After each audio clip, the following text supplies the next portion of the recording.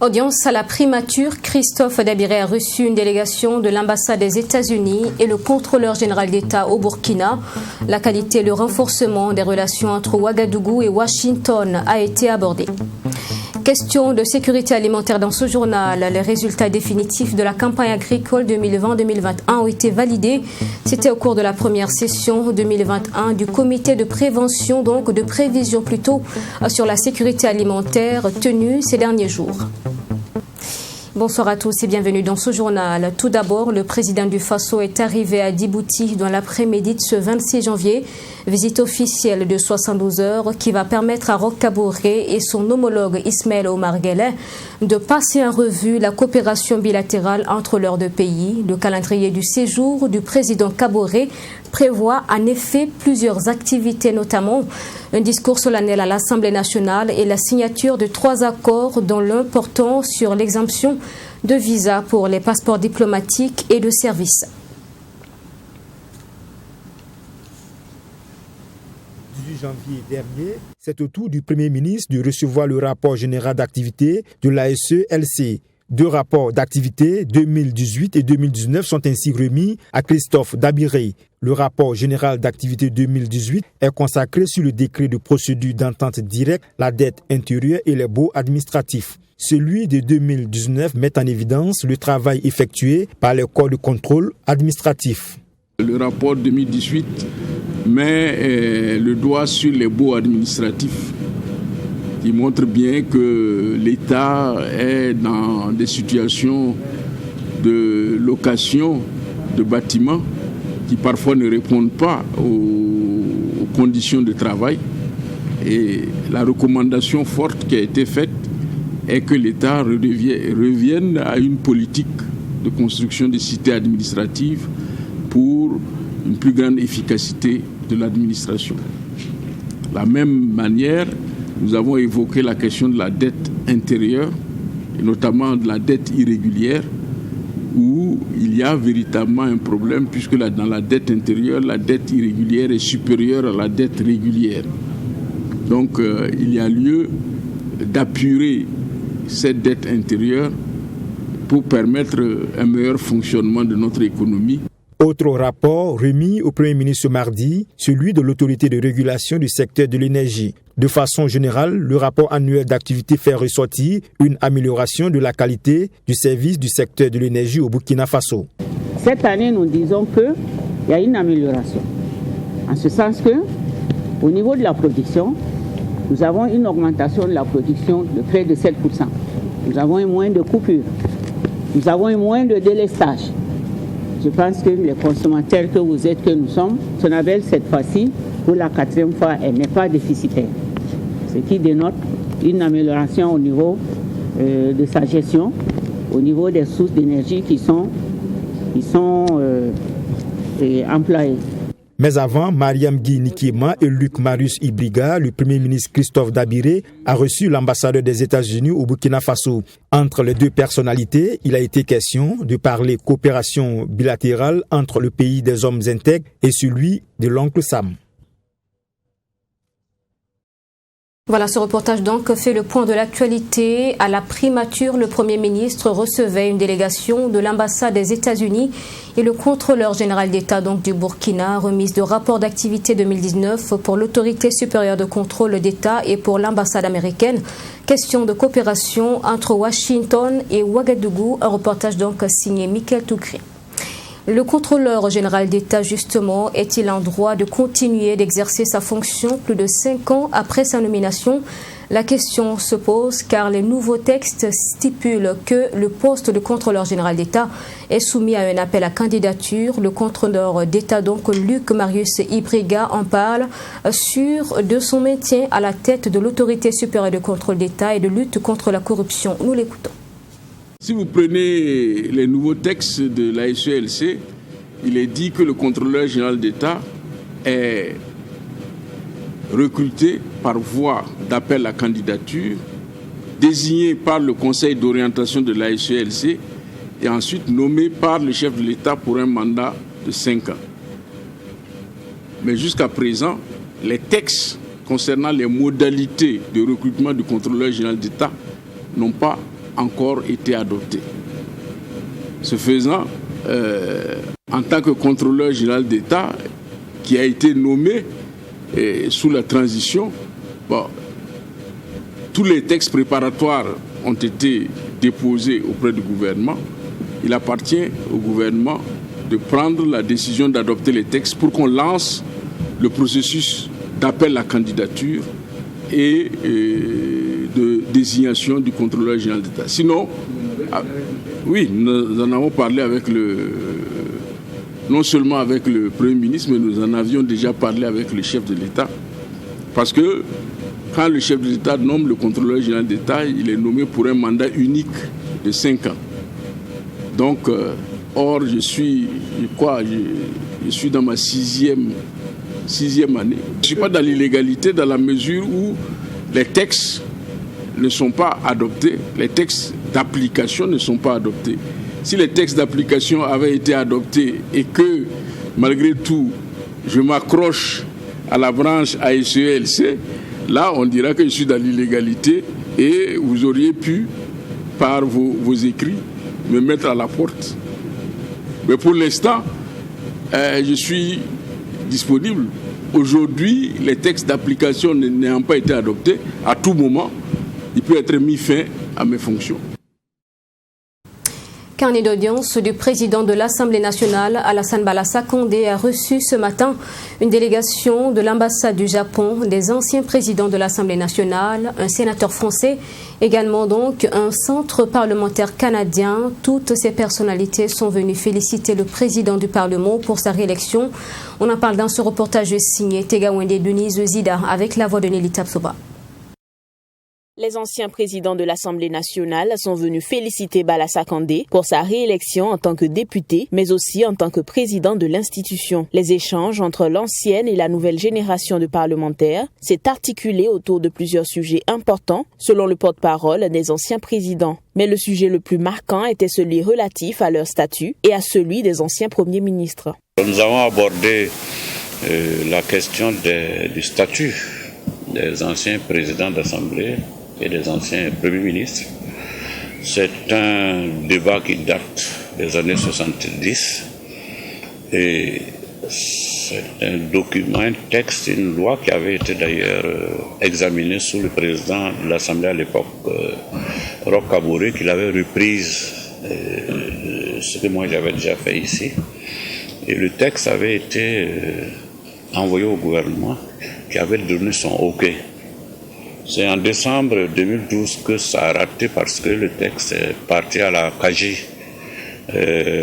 qui était à cette dernière réunion, cette dernière délibération, et malheureusement, on n'a pas pu faire le rapport à la plénière. C'est uniquement ça qui a fait. Mais aujourd'hui, le texte peut très bien être discuté par l'Assemblée. Il n'a pas besoin de retourner au gouvernement parce que notre Constitution prévoit que dès lors qu'un texte a été soumis à la délibération du Conseil des ministres, si dans les 2 mois qui suivent, s'il ne s'est pas prononcé dessus, l'Assemblée nationale passe outre et adopte la loi.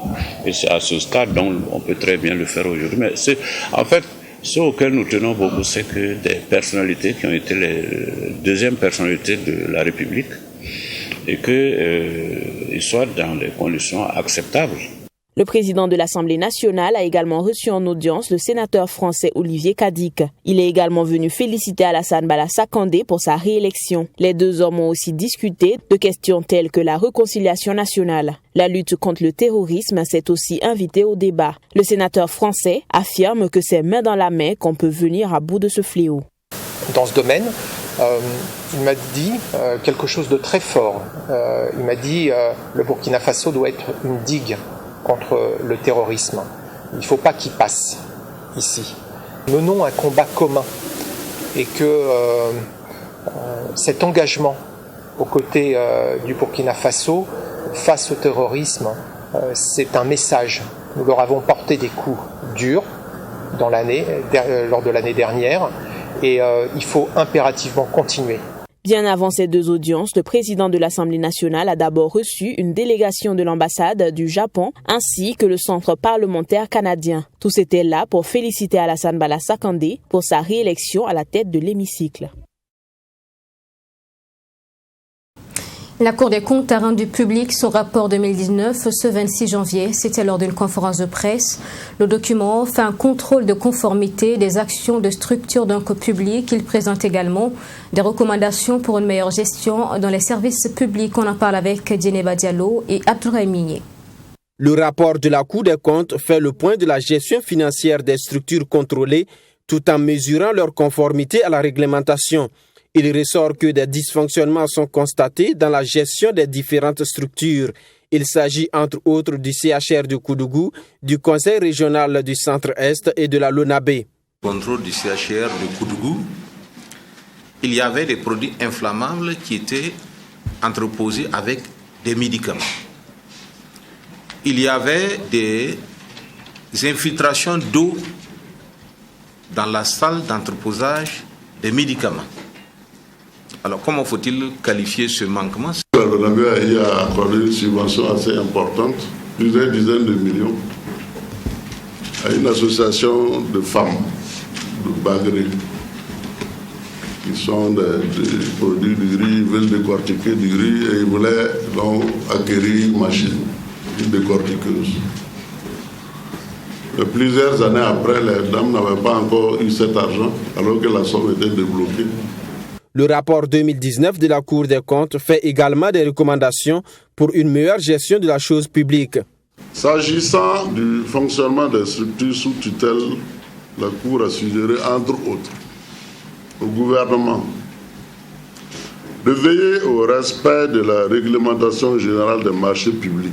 Au titre des EPE, des sociétés d'État et des collectivités territoriales, la Cour a suggéré à l'exécutif à l'élaboration et à l'adoption des plans de développement, des programmes annuels d'activité et des rapports d'activité pour les collectivités territoriales, à l'évaluation du personnel conformément à la réglementation en vigueur. S'agissant des dispositifs de contrôle interne, de gestion et d'audit interne, la Cour a suggéré au gouvernement de veiller à la mise en place d'un référentiel de contrôle interne au sein de l'administration publique. La Cour annonce également des innovations qui vont permettre d'être plus efficace dans le contrôle des actions des structures publiques. Je pense que la Cour va passer à une vitesse supérieure qui va maintenant le contrôle de performance. Où se dit, vous avez ça, qu'est-ce que vous en avez fait? C'est le plus souvent regarder comment vous avez utilisé, mais qu'est-ce que vous en avez fait? Est-ce qu'aujourd'hui les conseils d'administration qui dirigent nos sociétés, est-ce qu'elles sont efficaces? Est-ce qu'elles jouent leur rôle? Si vous avez de la Sonabi à la Sonagès, en parlant de l'ONEA, de Sonabel, est-ce que les conseils d'administration jouent leur rôle? Est-ce qu'un conseil d'administration doit sanctionner un directeur, mal noter un directeur parce qu'il n'a pas respecté la gestion votée en décembre pour toute l'année? Il y a tout ça qu'il faut qu'on commence à regarder. Est-ce qu'un conseil d'administration doit exiger dans une entité qu'on mette en place un conseil de discipline qui soit fonctionnel? On ne le sent pas. Créée en 2000, la Cour des comptes est la juridiction supérieure du contrôle des finances publiques. Contrairement à l'AECLC, la Cour a un pouvoir juridictionnel. Les responsables suggèrent de modifier la loi portant composition, attribution et fonctionnement de la Cour des comptes pour la rendre plus efficace. Je vous en parlais en titre. La première session 2021 du comité de prévision sur la sécurité alimentaire a refermé ses portes aujourd'hui. Au terme de 2 jours de rencontres, les résultats définitifs de la campagne agricole de la saison écoulée, donc 2020-2021, ont été validés. On fait le point avec Ami Valiant et Nelly Tapsoba. Malgré les difficultés que le pays traverse cette année, la situation alimentaire et nutritionnelle reste satisfaisante. C'est ce qu'a laissé entendre le ministre de l'Agriculture au terme de cette rencontre du comité de prévision sur la sécurité alimentaire. Comme principale conclusion de cette première session 2021 du comité de prévision sur la sécurité alimentaire, il ressort un excédent céréalier brut de 109 321 tonnes malgré la baisse de superficie de 4%. Nous pouvons dire aussi que dans le cadre du riz, nous sommes arrivés à avoir cette année 20% de surplus par rapport à l'année dernière et 31% de surplus par rapport aux 5 dernières années.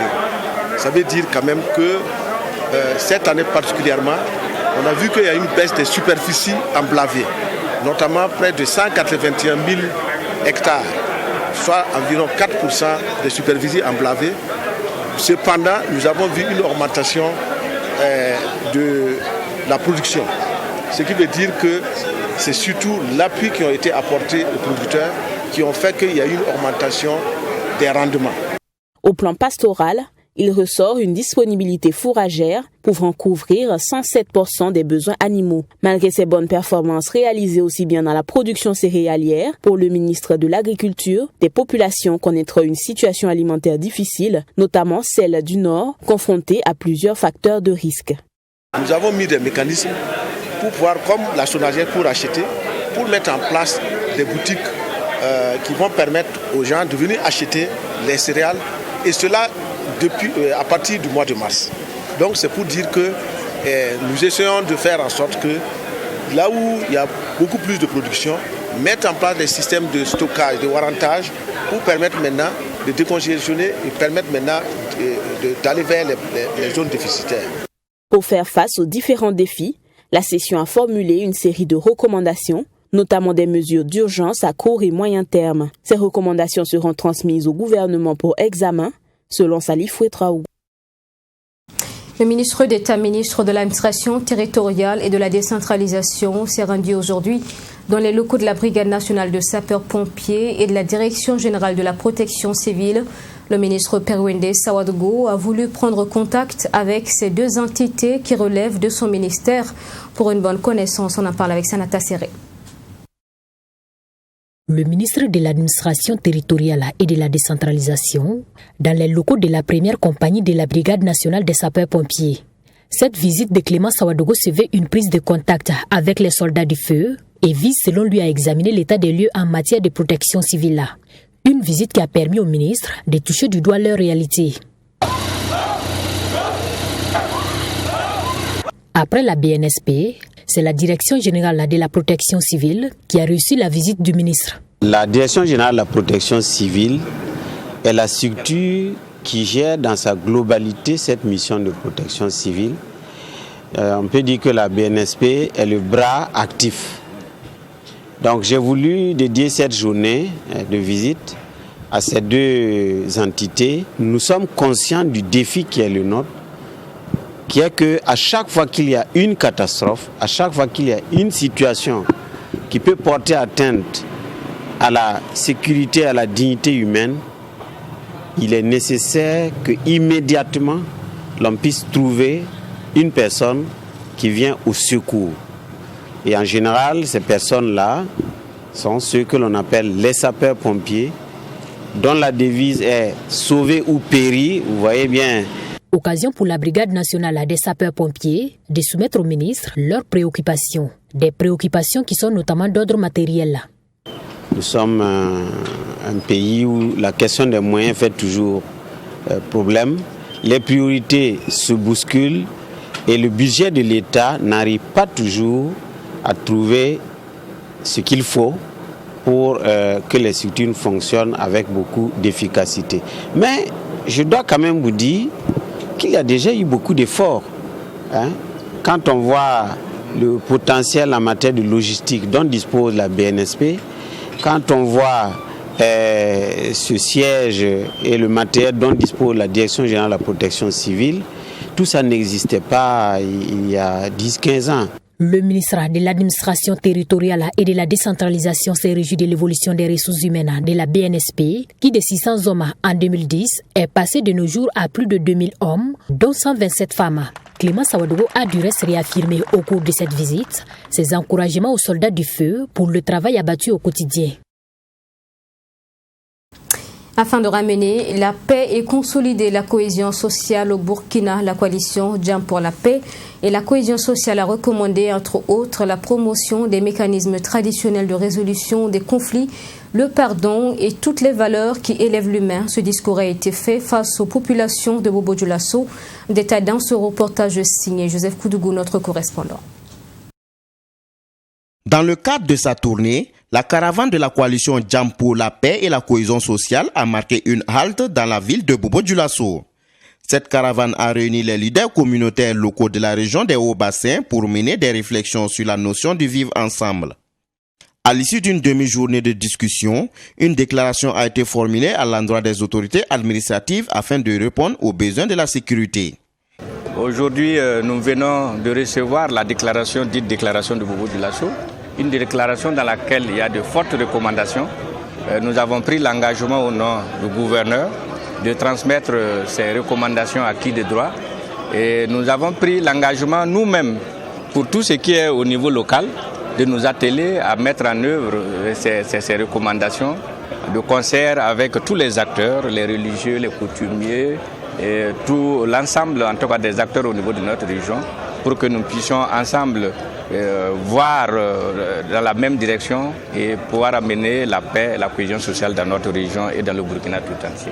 Cette étape est décisive selon la coalition Jam pour la paix et la cohésion sociale. Nous avons pris en compte tout le Grand Ouest, tous les leaders d'opinion de toutes les régions, des Hauts-Bassins, des Cascades et du Sud-Ouest, les leaders coutumiers, les organisations de la société civile, les associations socio-professionnelles, les groupes d'autodéfense sont tous représentés ici. Et ce qui est sorti des déclarations, des ateliers ici, on peut dire que ce sont des recommandations fortes.